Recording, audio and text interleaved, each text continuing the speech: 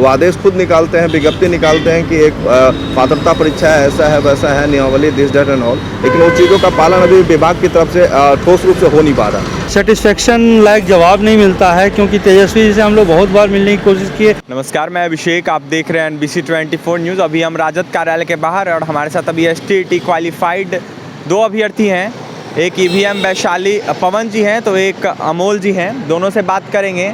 लगातार ये लोग पटना की सड़कों पर रहते हैं, प्रदर्शन करते हैं। रिजल्ट कार्ड भी जारी हो गया है। तमाम मुद्दे पर चर्चा करेंगे और बात करते हैं। क्या बोलिएगा पवन जी, राजद कार्यालय पहुँचे?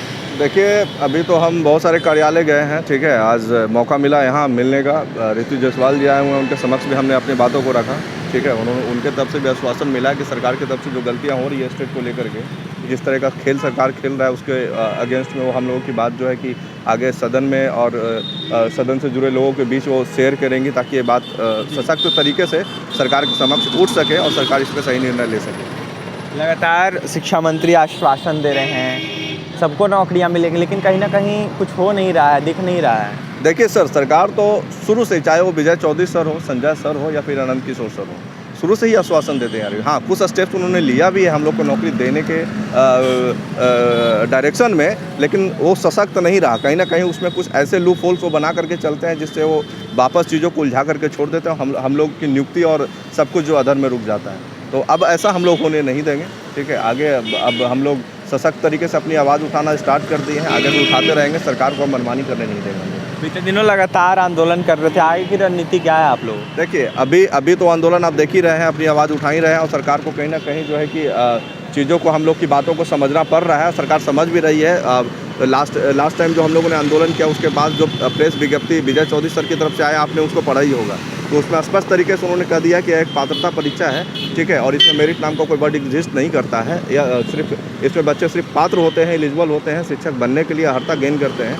तो बात तो सेम है, लेकिन चीज़ें क्या है, डॉक्यूमेंट वाइज कहीं ना कहीं कुछ त्रुटियाँ अभी भी रह गई है, जिसका सफाया करना बहुत ज़्यादा ज़रूरी है। जैसा आप देख रहे हैं, रिजल्ट कार्ड जो डिस्ट्रीब्यूट हो रहा है वो किस तरह का प्रिंटेड है, और अभी भी उस पर कुछ वर्ड्स ऐसे मेंशन है जो कि नहीं होना चाहिए। जो सरकार का आदेश निकला है, प्रिंट करके जो आदेश चाहे प्रेस विज्ञप्ति विजय चौधरी सर की तरफ से आया हुआ, शिक्षा विभाग की तरफ से आया हो, उसका अनुपालन अभी भी कहीं ना कहीं नहीं हो रहा है। तो इस चीज़ में सुधार करने के लिए हम लोग अभी भी सशक्त तरीके से रोड पे निकलेंगे, और आगामी बहुत शीघ्र ही, शायद 1 वीक के अंदर ही, हम लोग सशक्त तरीके से फिर से रोड पे उतर रहे हैं।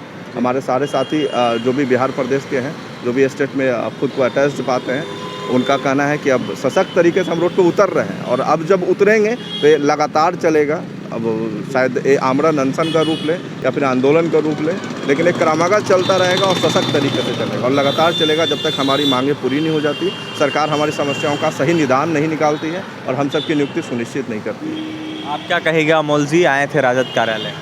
राजद कार्यालय आने का मकसद तो आप जानते ही हैं, STT के रिगार्डिंग हम लोग आए थे इनसे मिलने, बट कहीं सेटिस्फेक्शन लायक जवाब नहीं मिलता है, क्योंकि तेजस्वी जी से हम लोग बहुत बार मिलने की कोशिश किए। वो हमें वक्त तो देते हैं लेकिन मिलते नहीं हैं, तो कहीं से पॉजिटिव सेटिस्फेक्शन राजद की तरफ से हमें नहीं मिल रहा है। अब क्या बोलें? कहाँ तक ये आंदोलन जाएगा आप लोगों का? आंदोलन जब तक कि हम सफलता हासिल ना कर लें तब तक हम इस आंदोलन को जारी रखेंगे। सवाल रहेगा आपसे, रिजल्ट कार्ड जारी हो गया है, कितने संतुष्ट हैं आप? रिजल्ट कार्ड से हम बिल्कुल ही संतुष्ट नहीं हैं, क्योंकि जो सरकार ने कहा था, जो शिक्षा मंत्री ने हमें बताया था, कहा था कि ऐसा होगा, ऐसा कुछ भी नहीं हुआ है। उसमें मेरिट मंत्री सर और शिक्षा विभाग जो चीज़ें इसकी बहाली प्रक्रिया को आगे ले जाने के लिए प्रिंटेड वे में जो भी आदेश निकालती है, उसको देखिए पूर्ण नहीं कर पा रही। तो कहीं ना कहीं जो भी चीज़ें सरकार की तरफ से प्रिंटेड वे में आ रहा है, चाहे वो रिजल्ट कार्ड हो, जो हो, कहीं ना कहीं वो त्रुटिपूर्ण ही है।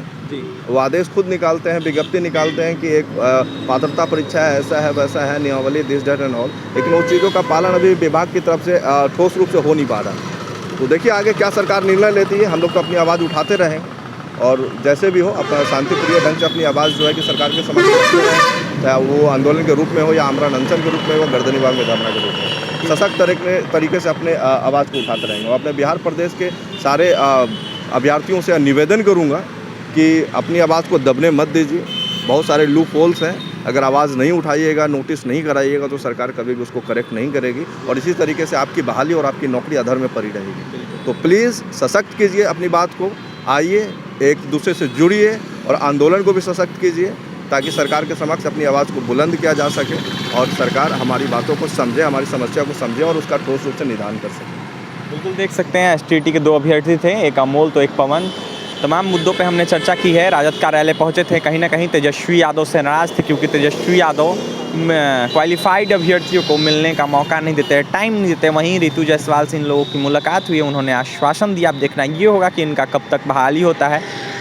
अब और भी क्या कुछ कहना था आपने सुना है। और भी तमाम खबरों के लिए बने रहे NBC 24 न्यूज़ के साथ। हमारे चैनल को सब्सक्राइब करें, पेज को लाइक करें। बहुत बहुत धन्यवाद।